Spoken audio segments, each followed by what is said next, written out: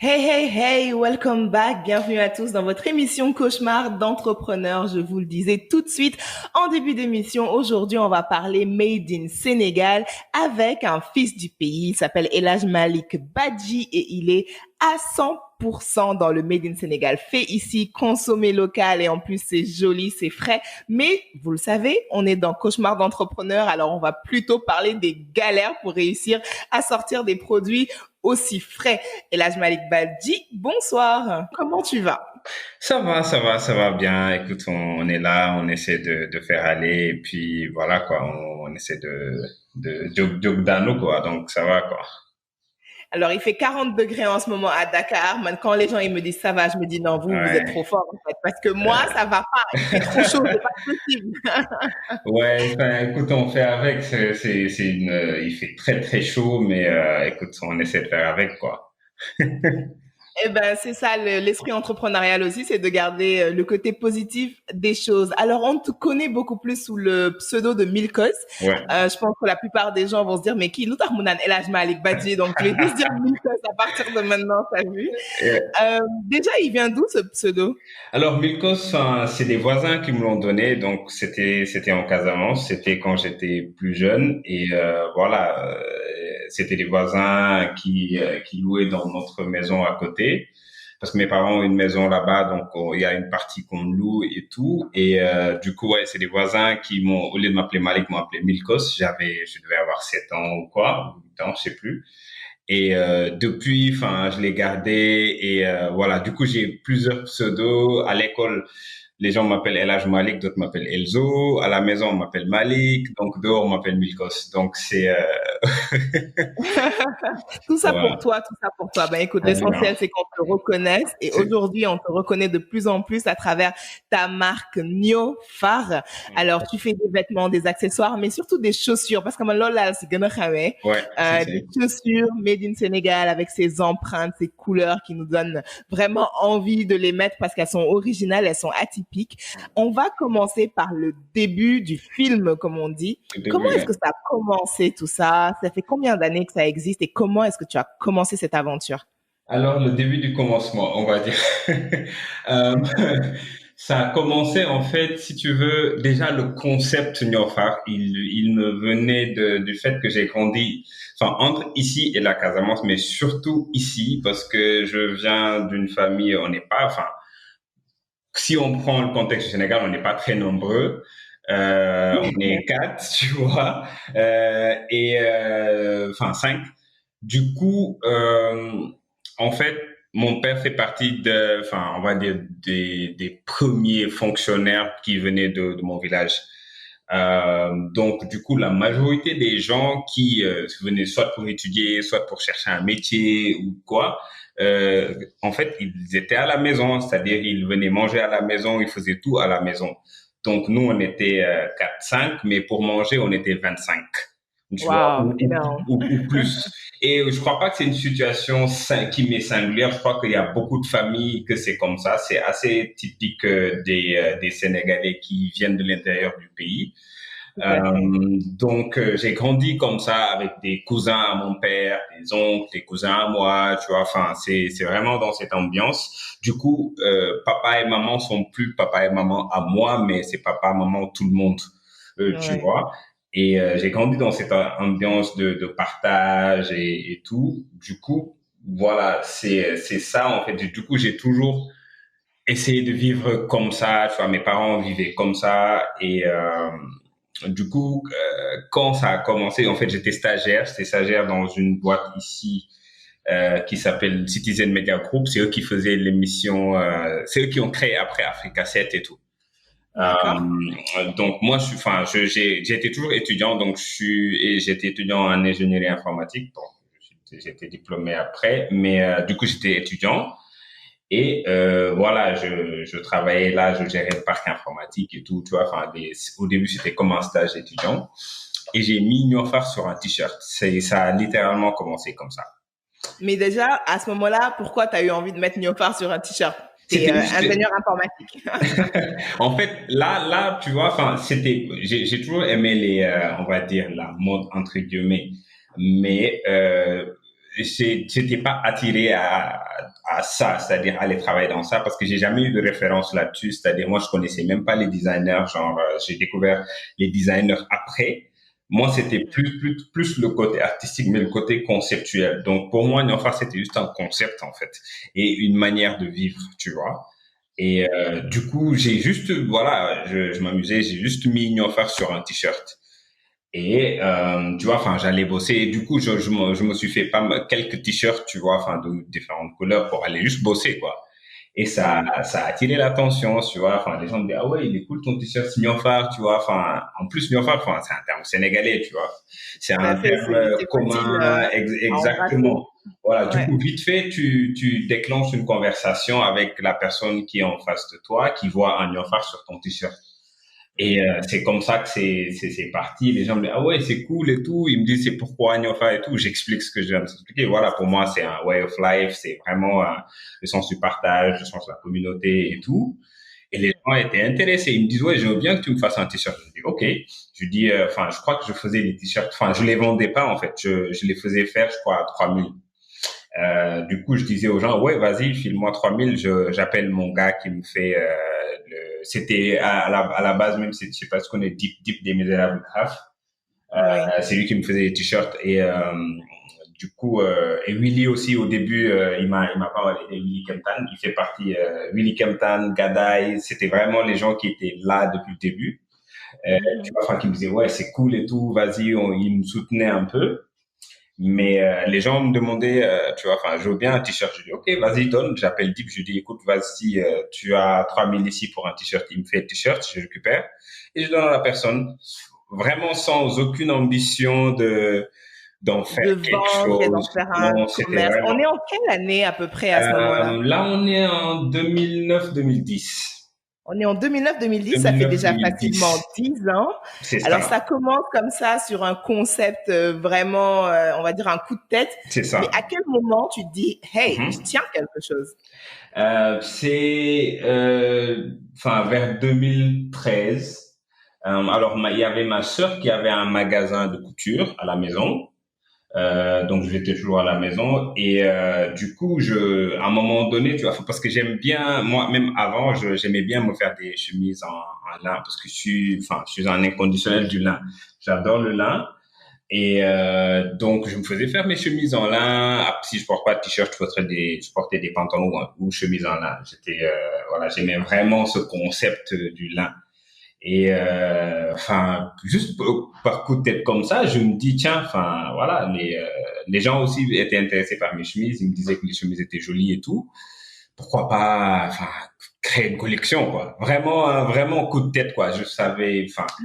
En fait, franchement, comment ça se passe et tout, je sais que j'ai des tailleurs qui sont là et voilà, je dessine des chemises et je me dis, je fais une collection.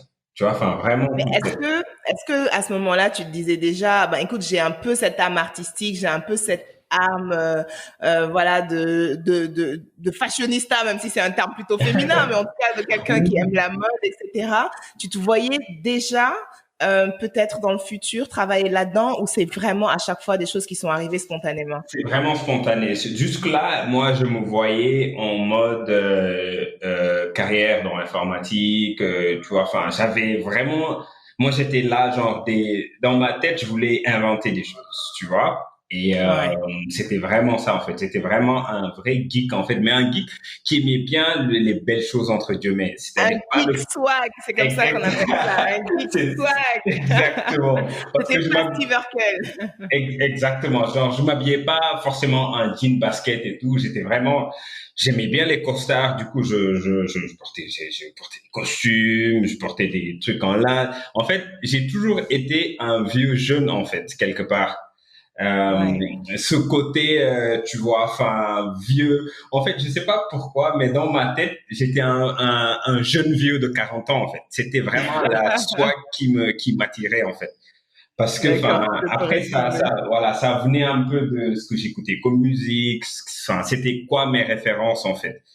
Et moi, dans la musique, par exemple, j'ai toujours été un fan de jazz. J'adore Ouais. Miles Davis, tu vois, enfin, Richard Bonnat. En fait, c'était vraiment, du coup, dans ma tête, j'avais 40 ans et je vivais, tu vois, enfin, des chemises à lin, des pantalons à lin, tu vois, enfin, c'était vraiment ça, en fait. Et du coup, ouais, enfin, je me dis, ouais, je vais faire une collection qui est inspirée de ça, mais vraiment juste pour le fun. Honnêtement, c'était Ouais. vraiment pas avec une ambition de faire une carrière dans la mode ou dans le design. C'était vraiment, je le fais. Comme ça, un peu pour répondre à une envie à un moment donné. Alors tout Exact. ça, c'est pour le fun, mais en 2013, ça commence à devenir sérieux. Comment est-ce que tu commences à justement mettre en place tout ça sous forme d'entreprise, formelle ou informelle d'ailleurs? En fait, 2013, c'était vraiment quand j'ai créé cette collection. C'est après cette collection, c'est-à-dire j'ai dessiné une collection. Il y avait même limite trop de pièces. Je savais pas comment, c'était quoi les normes et tout. Quelque part, je m'en foutais parce que je voulais juste faire ce que j'ai envie de faire. C'est enfin, même jusqu'aujourd'hui. Mais du coup, je dis, écoute, je vais faire un défilé. Et je connaissais, enfin déjà par exemple aux Almadies, le gérant du Charlie, Maxime, je le connaissais parce que j'étais assez fréquent au Charlie. Je lui dis écoute, ouais, j'ai créé une collection, donc j'aimerais bien faire un défilé. Il me dit ouais, vas-y, c'est bon, voilà, c'est quand tu veux. On prend une date un samedi. Et voilà, mes potes m'ont aidé encore une fois. Je crois que c'était Malik Willy qui m'avait trouvé les modèles. Franchement, c'était vraiment un truc genre zéro budget, zéro truc. C'était vraiment des choses pour le fun. Je fais une com et on fait un défilé. Et franchement, c'est là en fait que d'où le déclic est venu parce que j'ai tout vendu. T'as tout vendu J'ai tout après ce vendu. défilé. Après ce Alors défilé, j'ai tout vendu. on est sur une collection d'à peu près combien de pièces? Franchement, je sais plus, mais il y en avait trop. Est-ce que j'avais pas genre 15 looks ou quelque chose comme ça? Je crois que je devais avoir 15 looks, tu vois. Et du coup, j'ai tout vendu. Et je me suis dit, OK, ça devient intéressant. En fait, c'est là que j'ai commencé à m'intéresser à quelque part la mode. Au début, vraiment la mode. Parce que j'étais intéressé par le design en général et tout, et l'art. Mais la mode, c'était ça, là, en fait. Je me dis, OK, là, c'est intéressant. Du coup, je commence vraiment à voir ça comme business. Ben, c'est ce que j'allais dire. Finalement, ça, c'est de l'âme entrepreneuriale. On s'est dit, ça devient intéressant quand on a vu qu'il y avait de l'argent derrière. Exactement, exactement. Mais avant d'aller plus loin, Milko, j'ai envie que tu me dises, parce que quand même, pour quelqu'un qui n'avait jamais réellement évolué dans la mode, tu te Uh-huh. lances dans un défilé de mode avec 15 looks différents, il faut Ouais. faire toutes ces pièces par des tailleurs. Est-ce que Uh-huh. tu as connu des galères à ce moment-là, ne serait-ce que entre le design et la confection, le tissu, les tailles, voilà, tout ça, Mais lorsque tu décides de lancer ta première collection, raconte-moi les galères que tu as Mais, connues à ce mais moment-là. grave, grave. En fait, le truc, c'est que les galères, déjà, c'était avec ma sœur parce qu'elle voulait elle me dit, ouais, ça fonctionne pas comme ça. Mais, enfin, faut savoir qu'avec ma sœur, on n'est jamais d'accord. C'est l'aîné et, donc, on n'est jamais d'accord. Enfin, on aime, en fait, maintenant, on s'en truc, mais, avant, tu vois, enfin, j'étais jamais d'accord avec ce qu'elle dit. Du coup, déjà, à un moment donné, elle me dit, ouais, du coup, tu veux pas suivre ce que je veux, donc tu n'utilises plus mes tailleurs, tu vois, à un moment donné. Parce que, enfin, j'acceptais pas les conseils et tout. Du coup, à un moment donné, j'avais plus de tailleurs, mais même les tailleurs, les finitions, j'aimais pas. Même aujourd'hui, quand je regarde encore cette même collection, je dis comment les gens ont pu acheter ça, tu vois. Mais Parce c'est ce que que j'allais dire. En plus, toi, tu ne connais pas en finition et tout ça. Comment tu te débrouilles pour dire ça, c'est bien, ça, c'est pas bien? Enfin, c'était selon mes standards, mais même encore, il fallait à un moment donné baisser mes standards parce que je trouvais pas des tailleurs, parce que les tailleurs qui faisaient les chemises et tout, c'était des tailleurs qui faisaient des loquettes et des tout et des choses comme ça, en fait. Donc Carrément. voilà, c'était vraiment honnêtement aujourd'hui je revois les trucs, je dis ok, les gens ont acheté ça parce que vraiment ils aimaient ma personne, mais pas parce qu'ils aimaient le travail. Et du coup c'était plus ou moins le déclic. Et du coup après je continue à faire des vêtements et à un moment donné j'ai un pote qui déjà faut savoir que mes potes la majorité sont photographes. Donc ça, c'était vraiment ce qui a poussé en fait, ce qui m'a donné des ailes en fait, parce que j'avais des photos propres pour une marque qui venait de naître qui n'a pas de budget. Donc, Ouais, clairement. Donc, il y avait un shooting que j'avais fait sur un bateau à Angor. Les gens m'étaient dit, mais c'est quoi cette marque et tout. Enfin, c'était un pote En qui fait, était tu as mis en avant le côté communication et tu as vendu du rêve, quoi. exactement, exactement. Alors que j'avais rien. Franchement, j'avais rien. Mais tu vois, enfin, du coup, les gens commandaient parce qu'ils voyaient les images étaient belles et tout. Et voilà. Du coup, là, je me suis dit, voilà, à un moment donné, je tournais en rond parce que les vêtements, tu vois, enfin, les gens vont pas reconnaître un vêtement Niofar parce que c'est que du lin simple.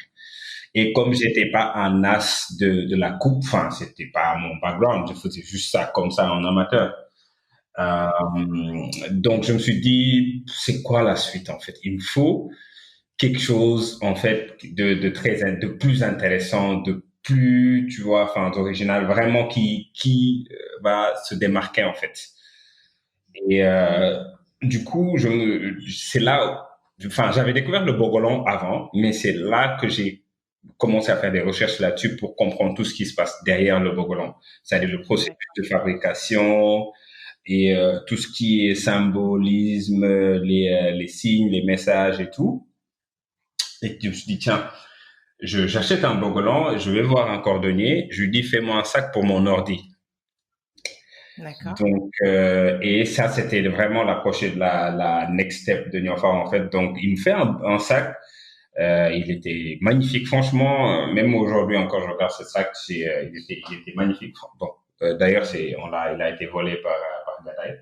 Mais, mais du coup, je poste ce sac et c'est là vraiment que c'était vraiment le déclic en fait, le vrai déclic. De Néophar, en C'est fait, si tu Néophar, veux, c'est l'empreinte, avoir cette particularité-là avec le Bogolan. c'est ça, C'était plutôt innovant comparé aux chemises en lin, comme tu disais, qui n'étaient pas reconnaissables exact. à l'œil. Et là, en fait, tu as trouvé un peu ton empreinte, ton identité, c'est ça? Exactement, exactement. Et franchement, c'était vraiment genre comme si je voyais les choses totalement différemment du moins. Et là, j'ai posté le sac, ça a explosé en fait.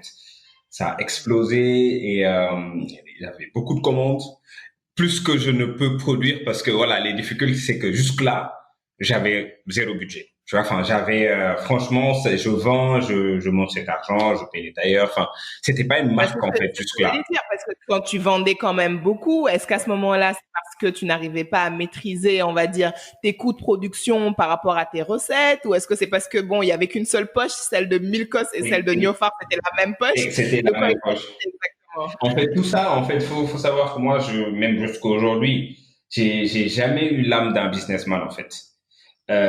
Enfin, c'est-à-dire, l'argent, en fait, si je dis aux gens que je n'aime pas l'argent, c'est peut-être trop dire. Mais moi, je fais partie des gens qui n'aiment pas avoir de l'argent sur soi. L'argent, pour moi, ça a toujours été un outil. Je vais dire aux auditeurs dorénavant, hein, si vous n'aimez pas avoir l'argent sur vous, envoyez-le moi. Je l'aurai sur moi pour vous. Les entrepreneurs qui disent que c'est... Non, moi, je ne comprends pas. Je ne comprends pas cette génération d'entrepreneurs. Non, non, je rigole. Je comprends l'esprit, mais bon, on est d'accord que derrière tout business, l'argent, c'est quand même la clé. Oui, oui, mais jusque-là, c'était pas un business en fait, tu vois. Jusque-là, c'était pas spécialement un business. Je voyais pas ça comme un business. C'était vraiment pour me défouler, mon truc. Mais l'argent, c'était vraiment pour aller payer les tailleurs et peut-être aller prendre un verre ou donner à la maison à ma sœur ou à une cousine. Franchement, c'était pas, il y avait rien de structuré et en plus, j'étais jusqu'aujourd'hui, mais bon, je me suis beaucoup amélioré, mais en termes de structuration et tout, voilà, dans ma tête, c'est catastrophique, tu vois. Donc, du coup, l'argent, ça n'a jamais été une locomotive pour moi. Mhm. Euh, et après ce sac, tu vois, enfin, ça a explosé. J'ai commencé à voir des articles, tu vois, même jusqu'en France sur les blogs entre guillemets afro qui faisaient des articles. Ouais, il y a une nouvelle marque qui est née, bla bla et tout. Et c'est que là que je suis allé enregistrer la marque, tu vois. Et là, on est en quelle année à peu Là, près? on est en fin 2013, début 2014. Ouais. Tu vois, fin 2013, début 2014, je me suis dit, OK, je suis allé enregistrer l'entreprise, enregistrer la marque et tout. Parce que jusque là, c'était vraiment quelque chose pour du fun. Mais là, je me suis dit, écoute, OK, là, ça prend du sérieux. Il y a des articles, il y a des trucs, tu vois. Enfin, donc, voilà, on va essayer de voir qu'est-ce qu'on peut en sortir. Mais jusque là, le fait d'en faire carrière n'était vraiment pas encore une chose, tu vois, ou Est-ce une que à ce option. moment-là, t'avais gardé un emploi en dehors de Neophar, ou est-ce que quand même ça avait pris une telle ampleur que tu avais commencé à te consacrer à ça exclusivement? En fait, si, j'ai gardé un emploi parce que après après Citizen, je suis resté jusqu'en 2012, je crois. Après, en 2012, on a créé Peuple Sénégalais avec Gadaï, qui a eu aussi son petit bonhomme de chemin. C'était vraiment, enfin, franchement, on était du genre à créer des choses sur coup de tête, en fait. Parce qu'avec Gadaï, le site, on l'avait créé sur un coup de tête. Et ça a vraiment marché. Franchement, on avait vraiment des revenus assez considérables avec Peuple Sénégalais parce qu'on couvrait des événements pour des instituts culturels et tout. Ouais. Et du coup, on avait des revenus. Du coup, à un moment donné, j'ai pas cherché de taf. Après, à un moment donné, Peuple Sénégalais, ça a commencé à faire des hauts et des bas, ça a baissé un peu. Euh, du coup, j'ai repris un job en tant que consultant à Enda Santé. Mhm. Donc, du coup, pour gérer tout ce qui est informatique, en fait, donc j'étais censé créer un intranet pour eux parce qu'ils ont des bureaux à Ziguinchor, à Hambourg et à tout, donc il fallait qu'ils échangent leurs données et tout. Euh, donc, de là, je suis parti à l'ADIE, l'Agence de l'informatique de l'État, Ouais. qui m'ont amené à la CDP. La CDP venait d'être créée, la Commission de protection des données personnelles. Donc, pendant tout le temps où tu es en train de développer ta marque qui commence à prendre Ouais, quand même une certaine ampleur ici ouais, et ailleurs, tu oui, es quand même full-time, soit à ton compte sur un projet de site internet, c'est soit ça. dans une entreprise ou une ONG. C'est ça. C'est plutôt un bon conseil, je pense, parce qu'en général, lorsqu'une entreprise est encore à ses débuts, ce n'est jamais une bonne idée de Euh, n'avoir pas de route de secours. c'est ça. Hein, les auditeurs entrepreneurs, wannabe Ouais. entrepreneurs. Mais il faut. Moi, après, voilà, la suite, c'est un peu plus le truc parce qu'après, je suis parti sans préparer ça. Si je dis, mais c'est vraiment un gros conseil, tu vois. Enfin, si tu démarres une entreprise, jusqu'à au moins la première année, s'il y a moyen d'avoir, au minimum la première année, s'il y a moyen d'avoir d'autres sources de revenus, franchement, il faut le faire parce que, enfin, la première année, tu vas rien gagner. Même les premières années, tu vas rien gagner. Donc, du coup, à l'ADI, après, c'était vraiment des questions de. Je suis parti pour des questions de poste, mais aussi le vrai déclic aussi, c'est que j'ai sorti des chaussures. Ouais. Alors, en fait, des chaussures aussi, c'était vraiment. Moi, je suis du genre à dire what's next. Tu vois, enfin, c'est vraiment, moi, je fonctionne vraiment comme ça. Je fais quelque chose, c'est quoi la suite? C'est vraiment, moi, je suis vraiment en perpétuelle recherche dans ma tête qu'est-ce que je peux faire d'autre? Tu vois, ça, c'est fait, c'est bon, on va où? Donc, je me suis dit, enfin, j'ai regardé un peu partout, enfin, je me suis dit, mais il y a pas, moi, j'aimais bien les sneakers parce que même quand je portais des costards, je portais rarement des souliers. Du coup, même quand je bossais à la DIA à un moment donné, même si c'était pas un problème, mais les gens me regardaient très bizarrement parce que j'étais en costard quand il y a un réunion et en costard, cravate et basket, quoi. Ouais. Donc, du coup, je me suis dit, ouais, j'aimerais bien avoir des baskets, tu vois, enfin, qui me ressemblent et tout, mais je voyais pas. Et comme j'avais découvert le Bogolan, comme je me suis dit, le Bogolan, déjà, c'est un tissu, j'ai créé, en fait, il s'est créé un lien extraordinaire avec le Bogolan. Je me suis dit, écoute, on va essayer. Du coup, j'ai commencé à chercher les cordonniers. Mais c'est là la grosse galère, en fait. Trouver des cordonniers qui peuvent te faire des baskets. Alors, parce que à ce moment-là, tu ne décides pas de prendre, par exemple, tu sais, un peu comme les gens font avec les t-shirts, un t-shirt Mhm. neutre qu'on va personnaliser, donc des baskets à personnaliser. Tu veux complètement Ouais, les faire faire ici, les baskets? exactement. Ouais, les gens m'ont dit que j'étais fou, en fait. Franchement, honnêtement, là, j'ai eu que quelques petits soutiens moraux. franchement, la majorité, que ce soit mes potes, c'est vraiment mes potes. Si je dis mes potes, c'est vraiment le soutien, ça venait vraiment des, entre guillemets, des reals, c'est-à-dire tout ce qui est Gada et autres. De toute façon, nous, on est tous fous. Donc, enfin, Ça venait que des artistes de soutien. Toutes les personnes qui va chercher un boulot et ramène-nous de mais en plus, j'avais une grosse pression familiale parce qu'il faut savoir que je viens d'une famille d'administration. Enfin, toute ma famille, si on n'est pas dans l'armée, on est dans l'administration. C'est-à-dire, même mon jeune frère est policier. Mon père était policier, mes oncles sont soit gendarmes, douaniers, policiers, militaires. Ah oui, carrément. Donc, c'est vraiment, je suis là. Exact. Donc, je suis l'un des seuls qui a même échappé parce que j'ai failli, avec l'ADE y être, tu vois, faire carrière, tu vois. Donc, la pression familiale, c'était vraiment, mais tu es ingénieur et tu veux faire tu vois, des chaussures. Tu veux faire des baskets, et tout. Ouais, en fait, c'était inadmissible, en fait. Comment tu l'as vécu, toi, mentalement, de ne pas avoir le soutien, peut-être que tu attendais C'était très difficile. Je savais que j'avais le soutien de ma mère, qui, elle, parce que mon père était déjà décédé, il était décédé en 2009. Donc, ils étaient en Casamance, eux, parce que voilà, quand ils ont pris la retraite, ils sont rentrés. C'est vraiment mon père, c'était vraiment un cultivateur dans l'âme. Donc, dès la retraite, il est rentré juste avant même, tu vois. Franchement, il est rentré chez lui. Donc ma mère, j'avais le soutien de ma mère, mais mes sœurs, c'était plus compliqué. Et comme j'étais assez proche et limite, je dépendais de mes sœurs parce que c'est les aînées et tout. Et donc voilà, il fallait suivre un peu ce qu'elles disent et tout, tu vois. Donc il y avait une très très grosse pression.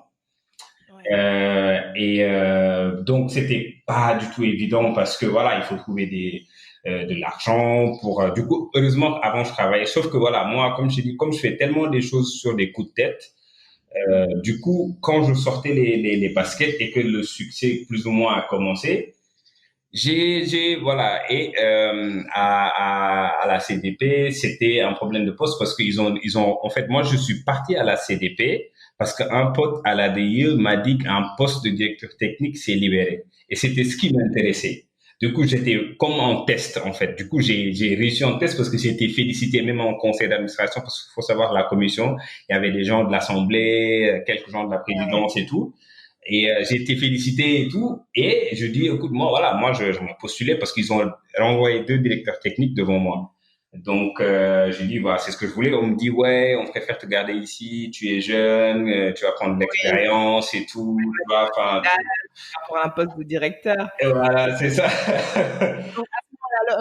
Quoi, madame, c'est ça. Littéralement, c'est ça. En fait, je me suis dit, bon, de toute façon, il va falloir, ça commence à se faire connaître. Donc, c'est un autre trait de caractère des entrepreneurs.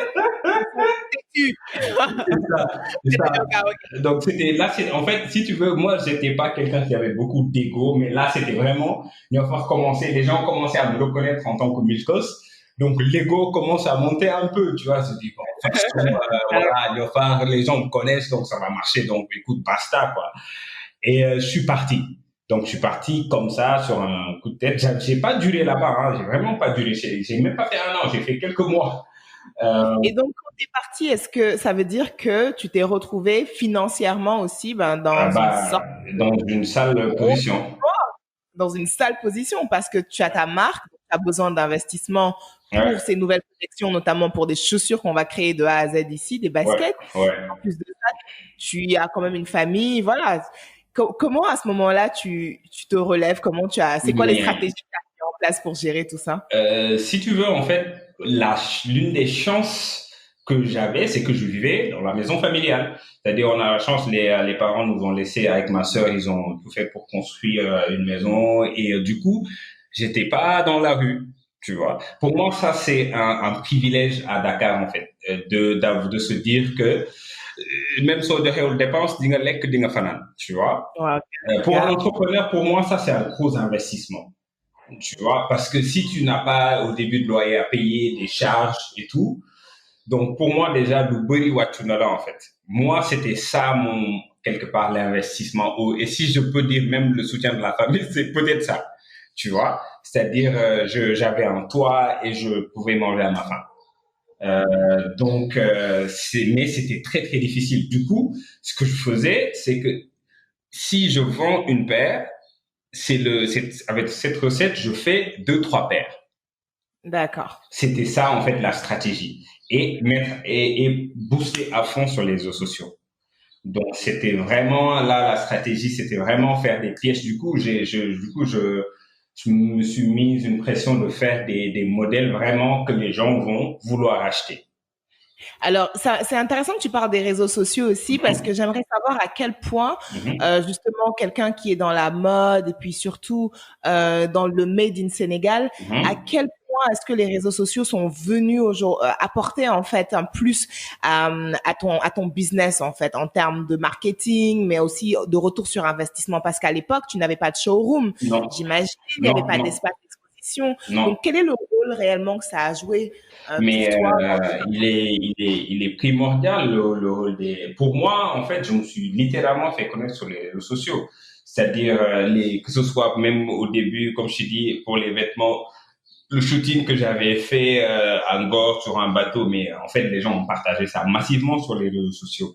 Donc déjà, ça commence à faire connaître la marque, mais l'explosion des commandes sur le sac, c'était via Facebook. C'est-à-dire, j'ai Ouais. posté le sac le lendemain, j'ai eu 15 commandes. Et je savais pas, j'avais même pas d'argent pour produire toutes ces commandes, tu vois. Donc c'était compliqué, mais au moins il y avait des commandes. C'est vraiment les réseaux sociaux pour moi c'était capital en fait. C'était capital. Il y a un truc super Ouais. intéressant que tu viens de dire. J'aimerais bien qu'on en parle un tout petit peu. C'est ces Mhm. questions aussi financières, c'est-à-dire de pricing. Tu me Mhm. dis, il y a les gens, ils ont des commandes. Moi, j'avais même pas d'argent pour placer ces commandes-là auprès des cordonniers. Mais Ouais. la question que je peux te poser, c'est au niveau de ton pricing, quand tu dis, bah, Mhm. écoute, moi, je vais faire un sac avec du bogolan, avec telle chose, je vais le Mhm. pricer à tant, ça veut dire qu'il va Mhm. coûter tant. Ouais. On est sur du Made in Sénégal. Comment la clientèle sénégalaise, hein, Mhm. même pas de Ouais. l'extérieur, mais sénégalaise, a réagi Mhm. par rapport à des produits Made in Sénégal, mais avec un certain standing, une certaine valeur, etc. Parce qu'on sait que c'est souvent difficile de faire accepter Mhm. certains prix Ouais. quand il s'agit de consommer local. En fait, je crois que moi, en fait, si tu veux, le fait que j'aimais pas les clichés, je me suis éloigné des clichés dans la créa. Je m'explique. Parce que à cette époque, il y avait pas mal de marques qui naissaient aussi. Beaucoup ne sont plus là, mais il y avait des marques qui naissaient. Donc, c'était du genre prendre un t-shirt, Natafsi Wax. Tu vois, enfin, tu te dis, j'ai créé une marque, tu vois, enfin, voilà, c'est une critique et pas, mais voilà, je trouvais ça trop cliché le côté parce que du coup le côté afro commençait à naître, le côté la mode afro, on va dire 2.0 parce que la mode afro elle a toujours été là, mais le côté 2.0 sur les réseaux sociaux, le côté fierté africaine et tout commençait un peu à naître sur les réseaux sociaux. Donc du coup les gens voyaient des choses qui sont limite terre à terre, c'est de prendre un t-shirt, coller un truc ou quoi, ou bien les logos sur les t-shirts. Du coup, moi, je me suis dit, en fait, le fait de m'être démarqué en créant des pièces de A à Z, avec vraiment, dès que tu vois la pièce, en fait, les gens de l'Encodon Diaral, en fait, et comment je communiquais, c'est cliché, mais déjà, j'ai commencé à communiquer en anglais. Euh, donc, Les vraies astuces. du coup, les gens, en fait, si tu veux, les gens, si tu, quelque part dans la communication, en tout cas, moi, comment l'approche que j'ai prise, c'est que si tu les impressionnes, mais sans Jailen, mais il y a une manière de les impressionner, ils vont automatiquement comparer ça à d'autres grandes marques. Et dès que tu commences à être comparé à d'autres marques, ça veut dire que quelque part tu as réussi parce que les gens vont directement vouloir acheter pour s'ils n'ont pas les moyens de se payer ces marques-là, au moins se contenter de ça, quelque part. Ça Euh, veut dire que tu as eu la chance, vu ton positionnement, de ne mhm. pas rencontrer énormément de critiques sur le pricing, que les gens ne te disent pas, mais li fii lañ ko defee mun nañ ko jël jox suñu propre cordonnier mu defar ko, plutôt Exact. que de payer, voilà, des choses à 70 000, 80 000, etc. Exactement parce que j'ai vraiment pris le temps de faire de designer. En fait, c'était vraiment étudié en fait. Moi, j'aime bien. Je suis très curieux en fait. Du coup, quand je m'intéresse à quelque chose, c'est vraiment comme un rat en fait. C'est-à-dire, je m'intéresse vraiment, vraiment à la chose, tu vois. Tant que j'ai pas trouvé ce que je voulais, je m'arrête pas. Du coup, ça m'a poussé à créer quelque part des trucs qui sortaient un peu de ce qu'on avait l'habitude de voir, en fait. Ouais. Et du coup, ça, les gens, et c'était pas, en fait, enfin, c'était pas une arrogance, mais s'il y avait une manière que j'avais de vendre les trucs, c'est-à-dire je ne négociais pas, en fait, nini, nous le jindal, en fait. C'était vraiment Amul waxaale amul waxaale. exactement, dès le Mais début. kon man damay waxaale de su may paree émission bi di la jël en antenne man damay waxaale. Non, non, il n'y a pas de souci de wahale. En fait, c'est pas spécialement le wahale. En fait, c'est vraiment, en fait, comment quelque part je me suis imposé, tu vas voir quelqu'un qui va venir, il te dit, ouais, je veux un sac, mais je veux ça, ça, ça. J'ai dit, ça va. Soo bëggee sac boobu noonu demal cordonnier ñu defaral la ko man da ngay jënd Tu fais pas du personnalisé en fait, tu fais des exactement collections et exactement on les prend donc comme elles sont. exactement soit tu achètes ce que je te propose soit c'est pas grave en fait je suis pas offusqué je suis pas vexé et que tu n'aimes pas c'est pas grave si tu n'aimes pas en fait quelqu'un d'autre va aimer mais du coup j'étais vraiment en fait j'ai vraiment défendu mon produit en fait de telle sorte que les gens ont du respect pour le produit. Ouais. Tout à l'heure, tu me parlais de quelque chose qui était aussi assez intéressant, c'était les galères avec les cordonniers. Alors, pour avoir reçu Ah ouais, beaucoup de personnes qui sont dans l'artisanat, ah ouais. ici, dans la mode, je sais que ça arrive souvent d'avoir des problématiques de main-d'œuvre, mais aussi parfois des personnes qui vont peut-être copier nos modèles, ce genre de choses. Parle-moi un peu de ces aspects-là et des autres galères peut-être que tu rencontres au quotidien dans ton cœur de métier. Mais enfin, déjà, quand j'ai, enfin, c'est juste une parenthèse, quand j'ai la première collection, quand elle est sortie, c'est-à-dire la première vraie collection, parce que j'ai commencé à faire des paires, je les produis, mais j'avais pas sorti de collection parce que pour moi, c'était un processus. Tu vois, enfin, du coup, je m'acclimate un peu du domaine de la chaussure. Donc, moi, enfin, je me suis mis à faire beaucoup de recherches d'orthopédie et tout. Comme je t'ai dit, je suis très curieux. Donc, quand je suis dans un domaine, j'y vais à fond. Donc, je crée les modèles et à un moment donné, j'ai trouvé un cordonnier. Il était excellent. Honnêtement, en fait, jusqu'aujourd'hui, on est en contact. C'est vraiment mon pote. On travaille pas ensemble, mais enfin, c'est vraiment mon pote. Je t'explique pourquoi après c'est mon pote. Mais en fait, si tu veux, au début, je sous-traitais parce que lui, il travaillait chez un vendeur de cuir. Donc moi, je sous-traitais chez eux pour faire les paires parce que j'ai vu que le gars, il était bon. Donc, c'est lui qui me faisait les paires. Et à un moment donné, lui, il était pas bien payé là où il travaille. Il était pas bien traité et tout. Écoute, je lui ai dit, écoute, moi, je veux vraiment lancer un atelier et tout. Donc, si ça t'intéresse et que je vois que les conditions dans lesquelles tu travailles sont pas convenables, écoute, viens, on travaille ensemble. Et il me dit ouais ok donc voilà en plus moi j'ai joué la carte de ça même les autres je leur ai dit ouais je travaille avec Cher parce que même le gars qui vendait le cuir à un moment donné enfin voilà lui c'est une autre histoire mais il faisait juste pour le faire donc je lui ai dit écoute moi je veux vraiment me lancer et tout je voulais me lancer avec lui mais il était un peu trop gourmand je lui ai dit non non c'est pas grave. Ouais, ouais. Du coup, j'ai pris ce cordonnier, on est allé acheter des machines, on est allé faire du stock de cuir parce que en ce moment-là, du coup, j'ai pu faire quelques économies parce qu'à un moment, les chaussures commençaient à marcher. Ouais. Donc, j'ai investi, j'ai pris un atelier que j'ai payé les cautions pour le loyer et tout. Il vient un mois, on découpe toute une collection et le gars, il Ouais. vient plus. Il disparaît. Il disparaît, littéralement. C'est-à-dire, Wow. Énorme. je suis allé, je sais pas, en fait, dans mon compte, je l'ai traqué, en fait, je le traquais. Et même, enfin, ce gars, en fait, j'ai tellement voulu le mettre dans de bonnes conditions parce que j'ai la chance que mon oncle et homonyme avait un cabinet médical. Je l'ai amené Ouais. parce que, voilà, c'est l'un des seuls oncles qui me soutenait moralement. Et je l'ai amené là-bas. Il lui dit, écoute, toi, tes parents, vous venez, vous vous soignez gratuitement. Donc, il avait une couverture Gratuitement. médicale.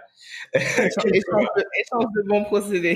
Exactement. Juste, ça c'était gratuit, enfin gratuit, mais je veux dire, ça n'avait rien à voir avec ce que j'allais lui payer. Ça c'est juste pour le retenir.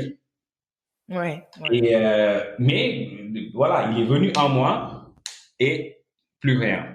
Du coup, Et qu'est-ce qui s'est passé alors? Pourquoi il avait disparu et comment tu l'as retrouvé? Si, tu l'as si retrouvé. si, bien sûr, je l'ai retrouvé, mais après, enfin, franchement, il me sort des trucs. Après, voilà, je sais qu'en fait, moi, je crois pas vraiment.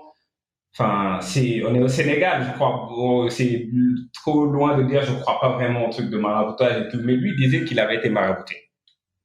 Parce que je D'accord. sais que parce que si tu veux, dans le monde de la cordonnerie, c'est assez spécifique quand même parce que c'est des gens qui se connaissent, c'est des familles et tout.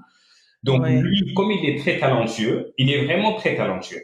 Et en fait, pourquoi je voulais le retenir, c'est parce qu'en fait, c'est du genre à vouloir passer du temps sur une chaussure. C'est-à-dire, du coup, on peut passer genre toute une journée jusqu'à minuit pour travailler un design. Travailler sur une chaussure. Donc, en fait, c'est quelqu'un de passionné, de Exactement. dédié, Exact. de méthodique, mais malheureusement, à ce moment-là, il disparaît Il et disparaît, donc on grosse le met sur perte. le coup d'une des réalités sénégalaises, C'est ça. africaines, je devrais dire. C'est Ça a été un exactement. gros coup dur pour toi? Mais c'est le plus gros, on va dire, à part Covid, on va y venir, mais c'est l'un des plus gros coups durs de la marque parce que déjà, j'avais pu mettre de côté, je sais plus, je crois que j'ai pu mettre de côté, je sais pas, 1 million ou quoi. J'avais tout mis dedans pour Mhm. me lancer et là, j'ai plus de cordonnier.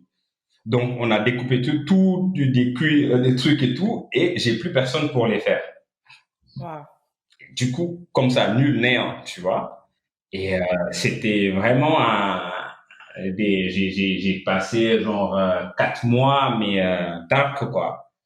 Donc, tu venais de commencer Ouais, et pendant 4 mois après, tu as dû te relever, chercher de nouveaux cordonniers, chercher exact, à voir comment avancer alors que tu venais de mettre toutes tes économies dans exactement, l'ouverture de cet atelier. exactement, Énorme. C'est bien ça exactement. qu'on appelle des cauchemars d'entrepreneurs.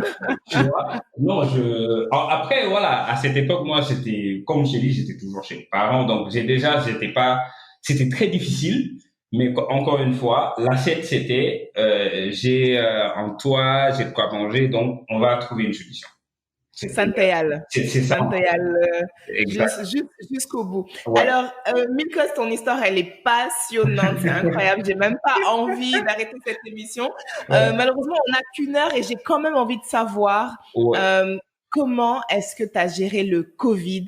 Faut qu'on en parle parce que Ouais. franchement, cette année, je sais que beaucoup d'entrepreneurs ont connu des galères, mais qu'on ne peut même pas expliquer, quoi. Surtout qu'il y avait des projets, des programmes, beaucoup de choses qui étaient en place pour 2020. En fait, Mhm. tout le monde a commencé l'année en disant 2020, c'est mon année. Mais c'est Mais l'année de personne.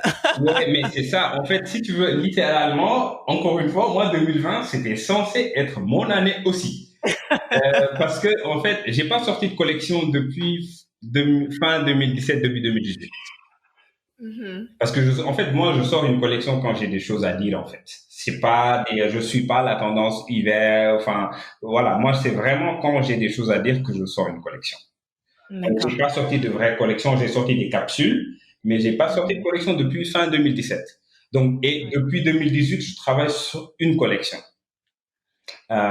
Donc, c'est des recherches, c'est des voyages, c'est vraiment, tu vois, enfin, aller au fin fond du Mali, parler avec des anthropologues et pour cette collection.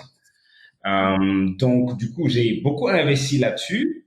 La collection devait sortir en euh, Avril 2020. avril 2020.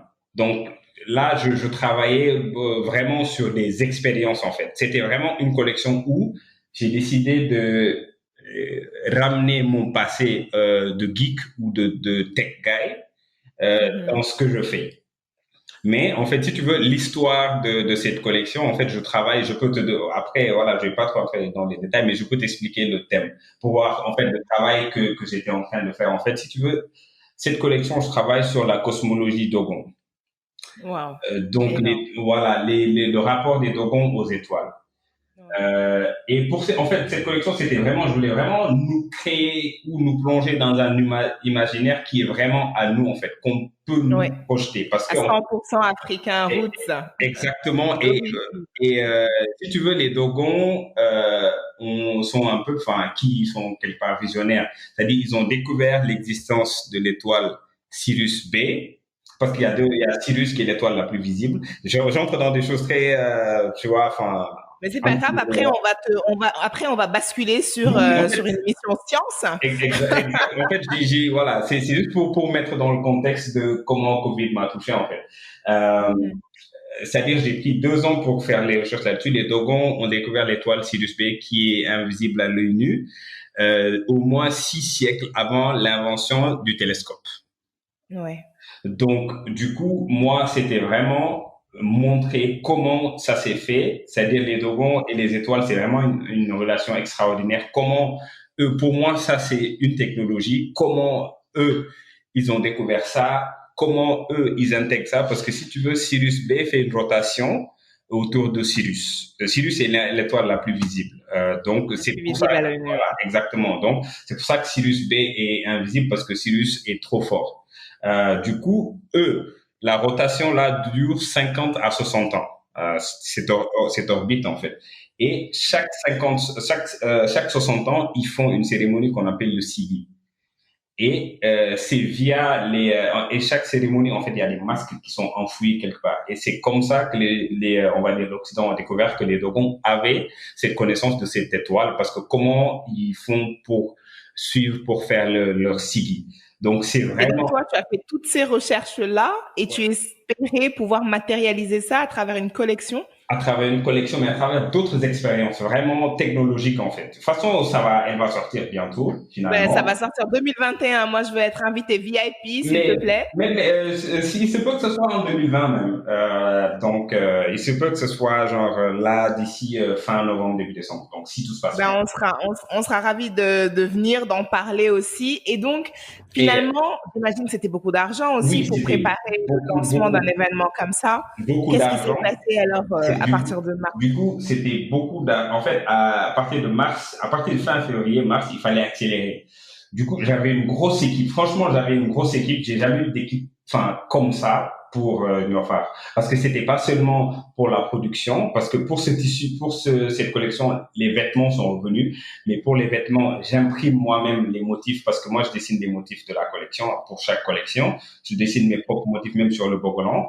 Donc, il fallait faire le bogolan, dessiner les motifs, aller au Mali, même ici, faire les tissus. Mais pour l'équipe, on va dire technique et expérimentale, parce que c'est des gens qui sont dans l'électronique, qui sont dans on va dire l'informatique, qui sont dans la vidéo, qui sont dans l'animation. Vidéo mapping, Et, etc. en fait, du coup, c'est une grosse équipe et ça a un coût extraordinaire, tu vois. Absolument, Et absolument. du coup, là, encore une fois, j'ai investi tout ce que j'avais jusqu'à mes économies. Wow. Et tu vois, enfin, et tout d'un coup, on te dit, tu peux plus. Tu vois, il y a plus là, Tout voilà, est fermé, on arrête. Il n'y a pas on d'événement, arrête il n'y a tout. pas de lancement, il n'y a pas d'argent. On arrête tout. Ouais. Et là, c'était genre la catastrophe, en fait. Franchement, je suis pas du genre à vraiment stresser, mais là, en fait, je doute jamais de quelque chose. Moi, je suis vraiment toujours zen, je suis vraiment la personne positive attitude. Mais là, j'ai douté, en fait. C'était vraiment la période de toute ma vie où j'ai eu des doutes, tu vois. Ouais. Franchement, j'ai eu des journées, mais parce que, enfin, déjà, je me dis, ok, je vais faire comment? Du coup, ce qui me restait, j'ai pris le peu d'argent qui me restait et j'ai dit au cordonnier, écoute, tiens ça, je sais pas quand est-ce qu'on va refaire des ventes, parce que même les ventes, on est allé à un point où on avait zéro vente. Il n'y avait plus de vente, il n'y avait plus de commandes. Les gens avaient des Mais préoccupations existentielles bien plus des- importantes. C'est ouais, normal. c'est ça, j'avais des commandes en gros annulées, parce que c'est souvent des commandes en gros qui t'amènent des grosses sommes en une fois. Tu vois, Ouais. parce que les ventes tous les jours, oui, ça fait tourner la boîte, mais si tu veux te faire de l'argent, c'est des commandes en gros. C'est-à-dire une boutique à New York qui veut vendre tes produits, qui te dit, OK, je veux 50 paires, par exemple, et voilà, tu fais des prix en gros. Là, tu as une somme que tu peux investir dans autre chose. Mais tu vois, le day-to-day des ventes, c'est vraiment pour faire rouler la boîte, parce elle est, quoi que l'on dise, c'est une boîte jeune, tu vois. Ouais. Donc là, c'était la catastrophe, c'est-à-dire zéro revenu, zéro économie. Et du coup, j'ai dû fermer l'atelier. Parce que les gens, je leur ai donné de l'argent, je leur ai dit, écoute, si on produit, à un moment donné, on va être bloqué par du matériel pour acheter du matériel. On va pas, j'ai pas d'argent pour acheter du matériel, j'aurai pas d'argent pour vous payer parce que je ne vends pas. Ouais. J'avais déjà tout investi aussi dans la préparation de What's Next. Donc Exactement. là, c'était compliqué. Heureusement, encore une fois, enfin, comme on dit, il y a le def dara. Heureusement, enfin, j'avais, voilà, je partage ma vie avec quelqu'un, au moins qui avait un job plus ou moins stable. plus ou moins stable, ouais, qui Tu pouvaient à ce vois, moment-là être même eux, la c'était, béquille dont ils voilà, avaient besoin. exactement. Même elle, c'était à un moment donné, enfin, c'est toujours, voilà, Covid, c'est compliqué pour tout le monde, tu vois. Tout à fait. Mais au moins, je sais que si sous les fins du mois, sous Tcholé pour faire le loyer, je sais que, voilà, elle peut aider, tu vois. Ouais, Et tout à fait. elle a aidé, tu vois. Donc, voilà, mais c'était très, très, très difficile. C'était extrêmement difficile parce que en plus de la collection, en fait, si tu veux, la collection, je l'ai conceptualisée du coup, il y avait au moins deux universités qui étaient intéressées Ouais. pour que je fasse des expos et des conférences sur le sujet.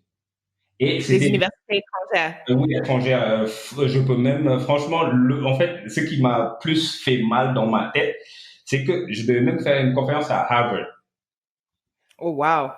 Énorme. Et là, il y a plus de, là, voilà, c'est silence radio, tu vois. On ne sait pas si ça va se faire ou pas. Tout à fait. Tu Tout vois, à fait. imagine, tu te dis, OK, Harvard était intéressé par le sujet que je développe.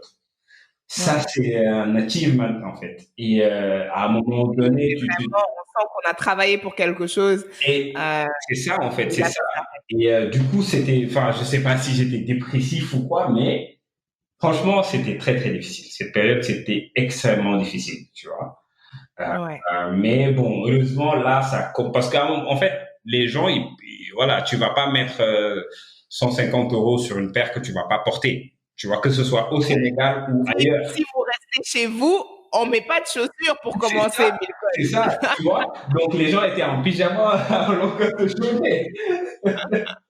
Pyjama, pieds nus à longueur de journée. Je crois qu'il n'y a que les livreurs de peut-être un peu de restauration et de C'est snacks ça, et des c'est supermarchés qui ont ça. réussi Du à sortir coup, leur épingle. voilà, du coup, franchement, c'était la période la plus dark depuis que Niofa a commencé.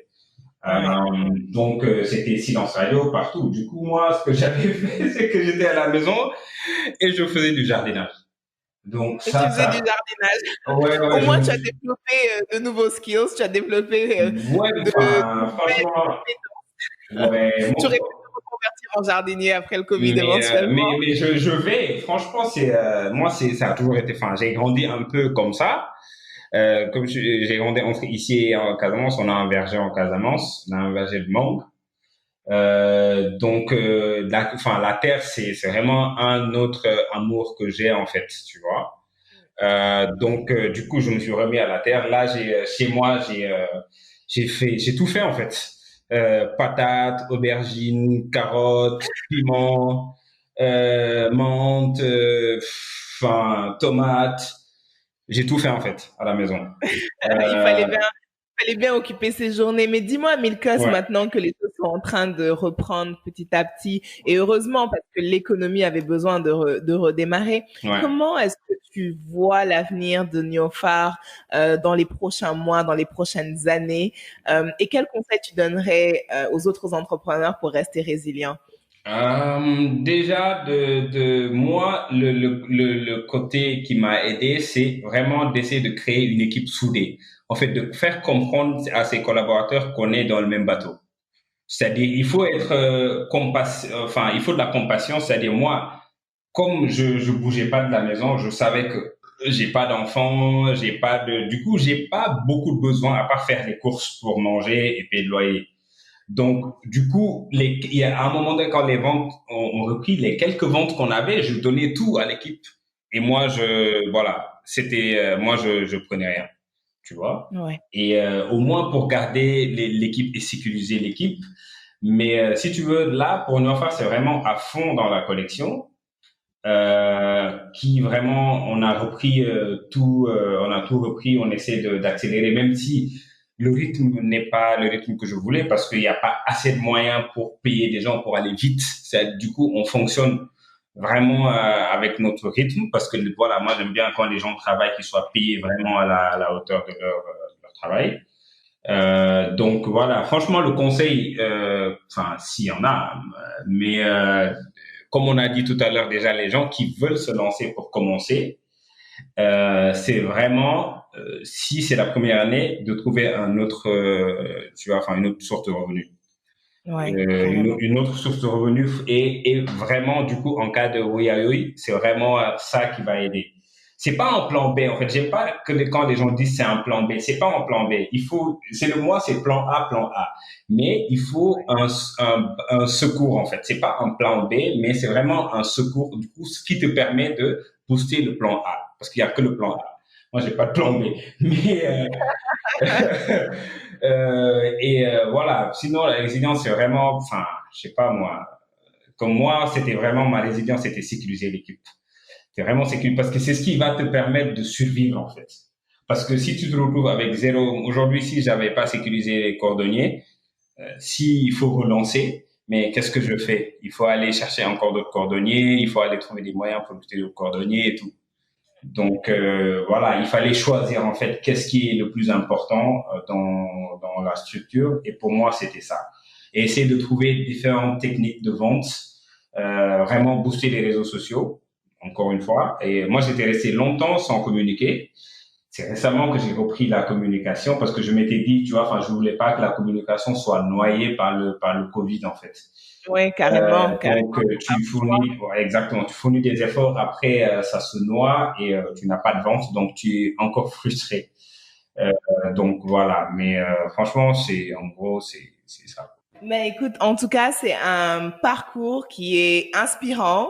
Moi, j'aime bien parler justement de toutes ces galères-là parce que je Ouais, trouve que c'est comme ça, en fait, qu'on trouve la force de continuer. On se dit, ah, mais je suis pas la seule, en fait. Je suis c'est pas le seul à ça, galérer. Il y en a c'est d'autres qui ça, connaissent parfois même pire que soi. c'est ça. Et c'est super inspirant. Alors, l'autre chose que j'aimerais que tout le monde retienne, c'est voilà, que Mhm. il y a des gens qui ont envie de faire du Made in Sénégal, de créer des liens entre aujourd'hui les jeunes modernes que nous sommes, mais aussi notre passé historique. Donc, toi, à travers cette collection, justement, qui met en avant le savoir des Dogons, c'est Ouais, juste génial, je t'encourage. ouais, Et, et puis la résilience, ça, c'est toutes les émissions, je dis ouais, la même chose. On ouais, connaîtra beaucoup de bas. Le c'est Covid, ça. c'est une chose que personne n'aurait pu voir venir. Ouais, La Covid, on dit maintenant, hein, mais je refuse ouais, d'intégrer ça dans ma tête. ouais, Euh, mais donc voilà, cette pandémie-là, on pouvait pas la voir venir, mais ouais, pas pour du tout, ouais. beaucoup, c'est une grande leçon de vie, c'est une grande leçon aussi pour les entrepreneurs. Merci beaucoup, Milkos, d'avoir été dans Cauchemar d'entrepreneur. Est-ce que tu voudrais dire un dernier mot? Ouais, en fait, là, je viens en fait, j'ai complètement oublié. C'était même le truc de l'émission que j'ai fait ce matin. Je viens de sortir une paire qui s'appelle Cal. Encore une fois, c'est vraiment créer un imaginaire et prendre nos histoires. En fait, Cal, c'est un peu le cousinage à la plaisanterie, Oui. entre les Sérères et les Jola et tout, tu vois. Enfin, du coup, la paire a été inspirée par les fruits de sel de Palmarin. Mais le but de cette paire, c'est un peu de promouvoir une campagne que je fais avec une association depuis l'année passée. C'est un élève, un kit scolaire. Donc cette année, je travaille avec deux associations, une à Fatick et une à Bignona. Donc pour chaque article Niofar acheté, on sponsorise deux élèves, c'est-à-dire on leur achète un kit complet pour l'ouverture scolaire. Donc tout article confondu, mais cette paire, c'était vraiment un peu pour booster ça. Donc c'était un peu ça en plus. Donc que je voulais rajouter. Ben, franchement, c'est génial. Entrepreneur et engagé. Alors, j'invite tous les auditeurs à aller sur niofarbalmicos.com ou sur Facebook, Ouais. Niofar, ou sur Instagram. Niofar, il est partout sur les réseaux sociaux. Vous pouvez pas le manquer. Et vous pouvez acquérir une paire de cette collection Cal ou une autre paire qui vous plaise. Mais en tout cas, celle-ci est utile à ces jeunes élèves qu'on aide à rester scolarisés. Merci beaucoup, Milkos. Merci Maria.